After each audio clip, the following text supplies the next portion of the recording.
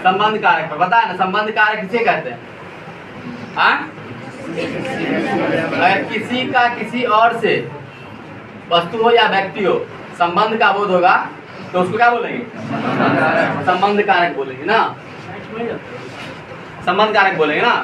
जैसे अगर हम लिखे रामस्य गृहम, तो रामस्य गृहम मतलब राम का घर, राम का घर, यहाँ षष्ठी व्यक्ति है रामस्य, है ना। मम पुत्र, मेरा पुत्र, इसमें कौन सा व्यक्ति है? षष्ठी व्यक्ति है। और ये तुमको पता है मम किसका, मम का मूल शब्द क्या है? अस्मद, अस्मद पढ़े हो ना, अहम आवाम वयम माम आवाम अस्मान। इसमें षष्ठी व्यक्ति में जाओगे तो एक वचन में मम आता है, इसमें अलग नहीं आता है, ठीक ना। तो अगर किसी एक वस्तु या व्यक्ति का दूसरे व्यक्ति या वस्तु से संबंध का बोध होगा, परिभाषा ऐसे बोलोगे, किसी एक व्यक्ति या वस्तु का किसी दूसरे व्यक्ति या वस्तु के साथ संबंध का बोध हो तो उसे क्या कहेंगे? क्या कहेंगे? संबंध कारक कहेंगे। आप संबंध कारक कहेंगे। इसका पहला फॉर्मूला है संबंधी षष्ठी। जैसे कभी को संबंध कारक में षष्ठी व्यक्ति होती है।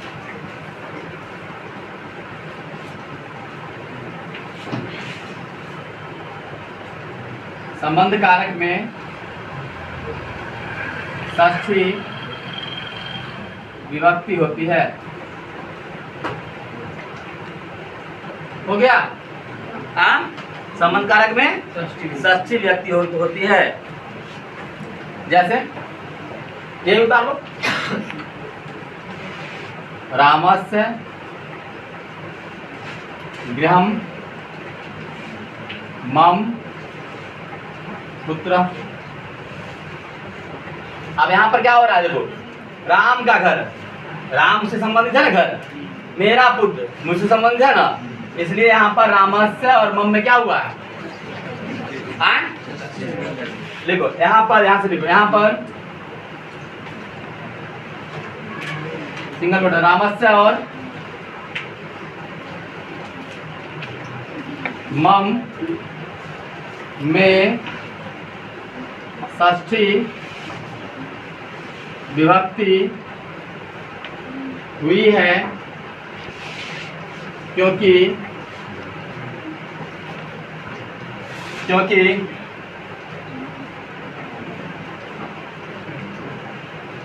संबंध का बोध है। हो गया? लिख लिया? हो गया ना रे? मिटा दें। कल विभक्ति फॉर्मूला का टेस्ट लेंगे, कल तुम लोग का स्कूल बंद है ना? हाँ?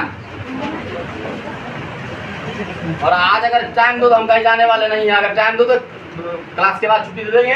हाँ, आओगे तो 1 बजे 2 बजे 2-3 घंटा पढ़ा देंगे अगर पढ़ना चाहो तो। चलो दूसरा फॉर्मूला लिखो, षष्ठी चनादरे, च अनादरे न रे, षष्ठी च अनादरे, षष्ठी चनादरे।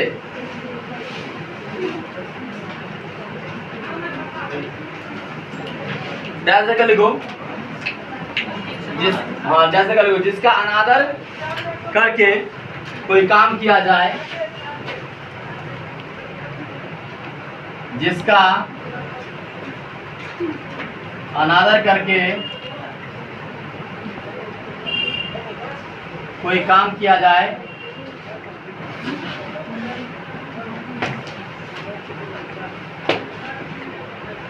उसमें षष्ठी या सप्तमी विभक्तियां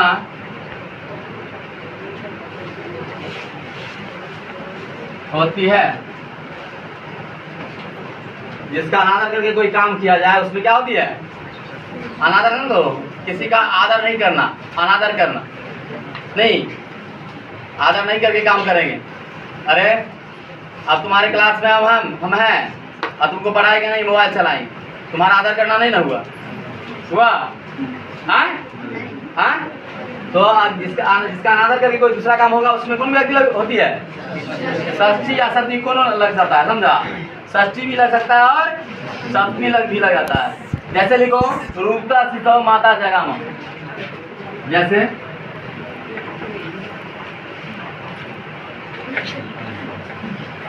रूपता शिशव माता जगाम हो गया। हाँ, और रुदती शिशव माता जगाम। ऊपर में षष्ठी है, नीचे में सप्तमी है। ऊपर में यहाँ षष्ठी है और यहाँ सप्तमी। इसमें षष्ठी है और इसमें सप्तमी। षष्ठी व्यक्ति में दो सूत्र ही इम्पोर्टेंट है और ये पूछा हुआ है, षष्ठी चनादर ये पूछा हुआ है बहुत बार। क्या हुआ? बहनपा कहाँ गए लोग?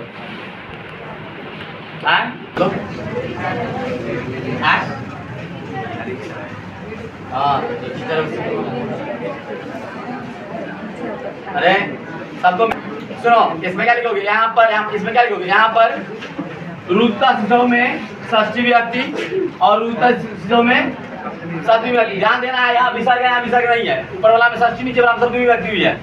ऐसा क्यों? क्योंकि एक का अनादर करके दूसरा काम हो रहा है। क्या हो रहा है? देखो, रूपता शिशव का मतलब रोते हुए बच्चे को छोड़कर, रूपता शिशव माता जगाम है ना, रोते हुए बच्चे को छोड़कर माँ चली गई है ना। रोते हुए बच्चे को तिरस्कार करके, रोते हुए बच्चे को बहिष्कार करके, रे रोते हुए बच्चे को अनादर करके माँ क्या की? चली गई। अनादर हुआ ना, दोनों का मीनिंग वही हुआ। लिख लिया ना। यहाँ पर रूपता शिशव में पंचमी षष्ठी विभक्ति और रूपती शिशव में सप्तमी विभक्ति हुई है, क्योंकि बच्चे का अनादर करने का बोध होता है। लिख लो पहला वे सप्तमी विभक्ति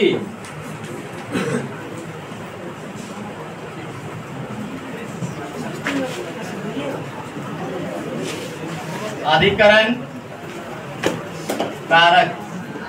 पॉज कर जा रुक जाएंगे।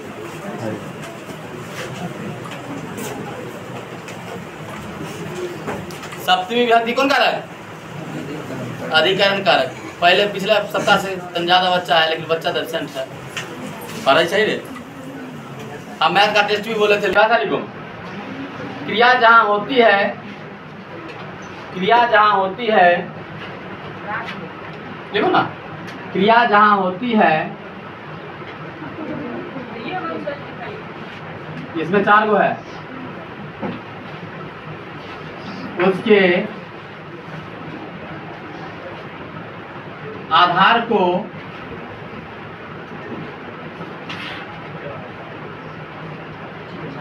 अधिकरण कारक कहते हैं। जैसे मोहना विद्यालये पठति। यहाँ पर देखो विद्यालय जो है ना, विद्यालय शब्द भी लगा है ना, बाल के विद्यालय में षष्ठी सप्तमी विभक्ति है, क्योंकि मोहन कहाँ पढ़ता है रे? विद्यालय में। नहीं दिखता है यहाँ, नहीं दिखता है अनिश, नहीं दिखता है यहाँ। क्रिया कहाँ हो रही है? विद्यालय में। पढ़ने का काम कहाँ हो रहा है? पढ़ने का काम कहाँ हो रहा है? तो पढ़ना क्रिया है। क्रिया का आधार कहाँ है? विद्यालय। क्रिया का आधार कहाँ है? इसलिए विद्यालय में कौन व्यक्ति हुई है? सप्तमी विभक्ति। पहला लिखो उस फॉर्मूला। आधारो अधिकरणम। अरे अधिकरण का परिभाषा हो गया। चलो कोई दिक्कत नहीं। या अधिकरणे सप्तमी।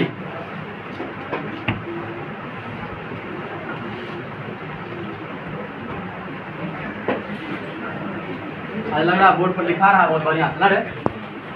ठीक है। गिरते सजा के रख देता। हम हट जाते हैं इधर ही होना। क्रिया का आधार अधिकरण पर होता है। क्रिया का आधार अधिकरण पर होता है। क्रिया का आधार अधिकरण पर होता है। क्रिया का आधार अधिकरण पर होता है।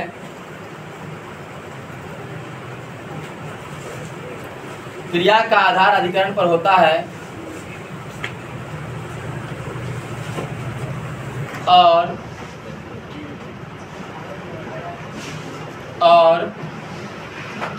अधिकरण कारक में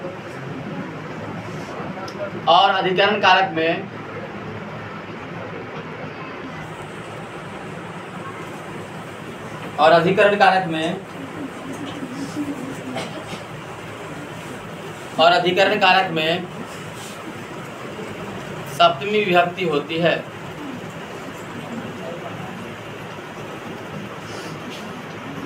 जैसे सह भूमौ,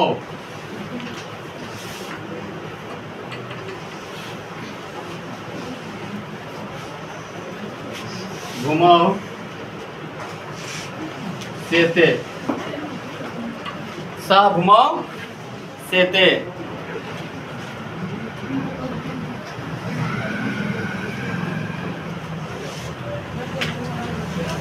बालका, बात नहीं करो, विद्यालये पठन्ति, बालका विद्यालये पठन्ति। अब यहाँ पर देखो भूमि शब्द रूप होगा, शब्द रूप पर जाएगा, और विद्यालय भी शब्द रूप पर जाएगा।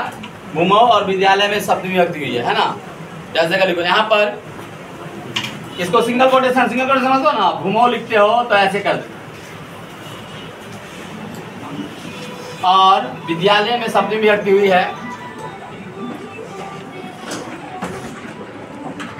भूमौ और विद्यालय में सप्तमी विभक्ति हुई है। भूमौ और विद्यालय में सप्तमी विभक्ति हुई है क्योंकि रजुआ है। अरे हम खोज लेते हैं ना, हाँ? क्योंकि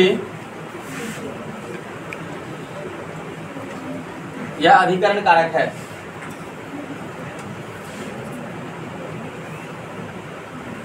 क्योंकि यह अधिकरण कारक है। दूसरा फॉर्मूला लिखो, यस्य च भावेन भाव लक्षणम वा भावे सप्तमी। देखो वा का मतलब क्या होता है, सुनो। ये या तो ये पूछेगा या तो ये पूछेगा, दोनों एक ही चीज है।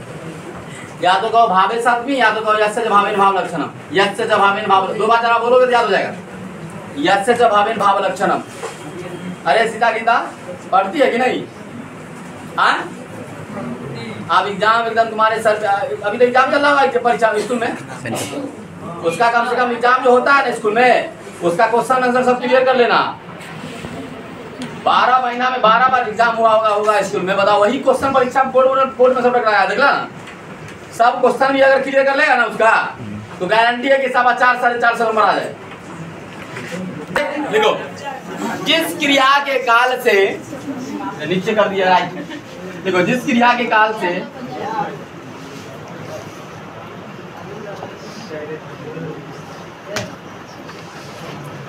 दूसरी क्रिया के काल का बहुवारे पढ़ो ठीक से। क्रिया के काल का, काल माने समय, ज्ञान प्राप्त हो और जिन अक्ष प्रत्ययुक्त बात नहीं। क्रियाओं का एक एक लाइन किताब से मिल जाएगा। देखो कैसे याद किए हुए सो जिन आपका प्रत्यय क्रियाओं का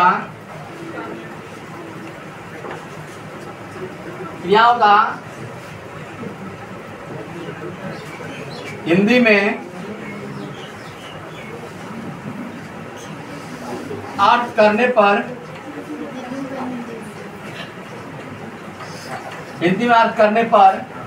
फिर पर अर्थ होता है। हिंदी में अर्थ करने पर अर्थ होता है।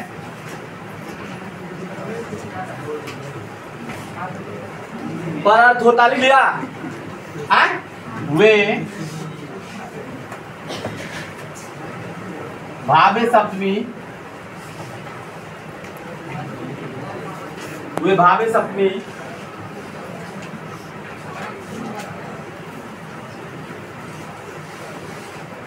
कहलाते हैं।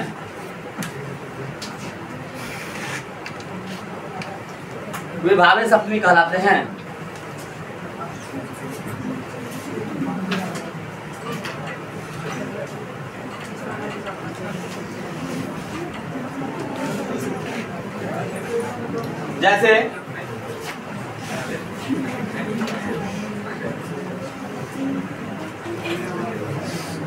जैसे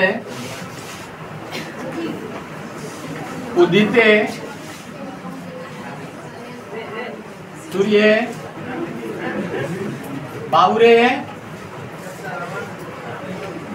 कमलानी विसंति। ऐसा नहीं सोचो कि हम छड़ी चलाना भूल गए हैं, समझा।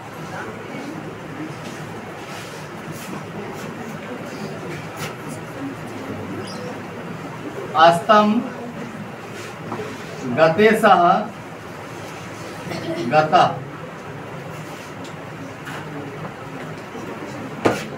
इसमें हुआ है, इसमें हुआ। अस्तम गते सह गता।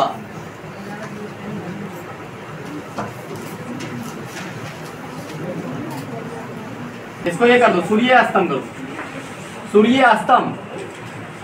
अस्तम गते सह गता। मैंने बताया यस्य च भावेन भाव लक्षणम भावे सप्तमी। यस्य च भावेन भाव लक्षणम भावे सप्तमी है ना। सुनो, जिस क्रिया के काल से दूसरी क्रिया के काल का ज्ञान प्राप्त हो, एक क्रिया के काल से दूसरी क्रिया के काल का ज्ञान प्राप्त है पीहू, तो उसे और जिन आपका प्रत्यय क्रियाओं का हिंदी में अर्थ करने पर अर्थ आता है। क्या अर्थ आता है? तो उसको बोलते हैं भावे सप्तमी। क्या बोलते हैं? और उसमें सप्तमी विभक्ति होती है। देखो यहाँ जैसे उदिते सूर्य कमलानी विसंति। उदिते सूर्य के उदय होने पर आया ना, सूर्य के उदय होने पर, सूर्य के अस्त होने पर, सूर्य के अस्त होने पर ऊपर है सूर्य के उदय होने पर कमल खिलते हैं, विकसित होते हैं। कमल विकसित होते हैं। सूर्य के अस्त होने पर वह गया, गते से गता, गया और गया आ गया। सूर्य उदय हुआ गया। सूर्य का उदय होने अस्त होने पर हुआ गया। नीचे वाला क्या हुआ? सूर्य के अस्त होने पर हुआ गया। तो यहाँ पर जो है उदित सूर्य और सूर्य में क्या हुआ है? कौन सा व्यक्ति? सप्तमी विभक्ति। लिख लोगे कि नहीं लिखोगे? और है इसमें रे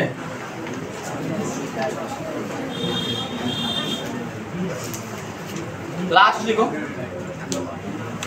3 नंबर। यथश्च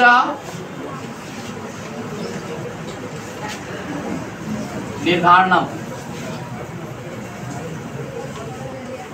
कल विभक्ति प्रकरण का टेस्ट लेंगे हम।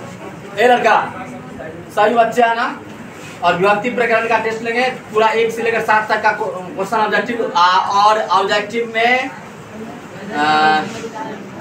वो रहेगा विकल्प। कल एक होती का बंद मुँह फोड़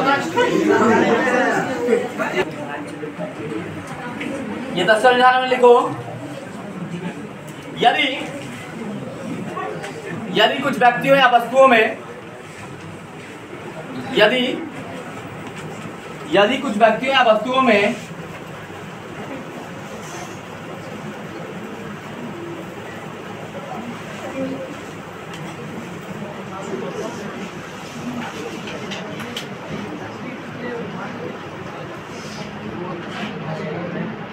किसी एक को श्रेष्ठ बताया जाए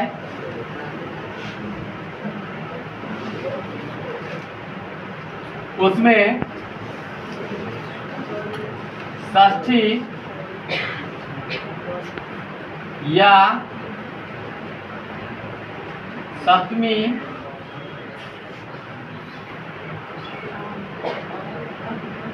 विभक्तियां होती है।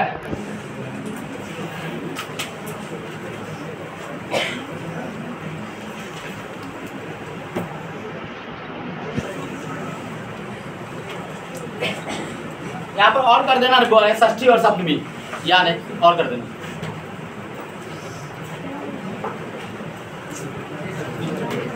इसी को बना ताकि या लगाएंगे तो विभक्ति होगा यहाँ, समझा, और लगाएंगे विभक्तियां हो सकता है।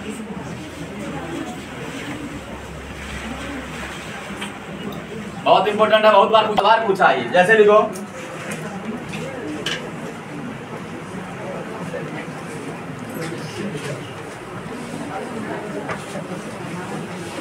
कविनाम कालिदासः श्रेष्ठः कविषु कालिदासः श्रेष्ठः।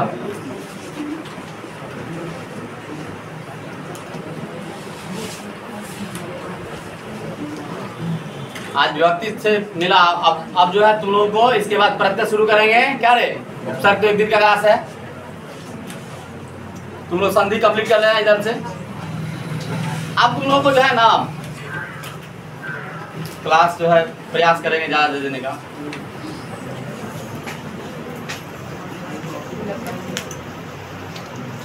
दो दिन और बंद है इसका, तीज यूज होने वाला उसका। यहाँ पर कविनाम में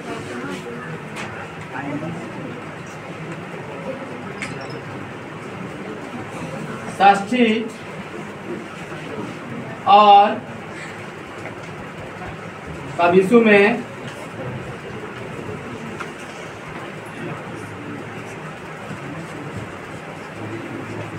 सप्तमी विभक्ति हुई है,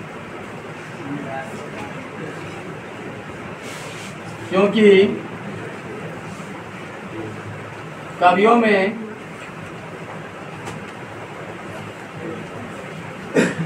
कालिदास की श्रेष्ठता बताने का बोध होता है।